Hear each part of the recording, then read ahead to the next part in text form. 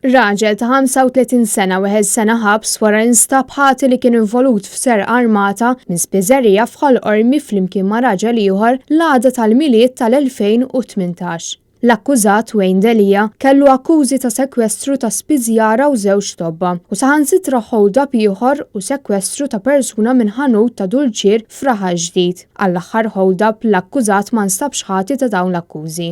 Fil-qorti nstema' kif żewġ tirġiel daħlu b'wiċċhom mgħammad u pistola f'idejhom ippuntata lejn l-ispiżjara li kienet appik li tagħlaq. Hekk kif wieħed mill-irġiel beda jipprova jiħdilha l-baskett tagħha, l-ispiżjara bdiet tajjat għall-għajnuna bit-tobba joħorġu mill-klinika.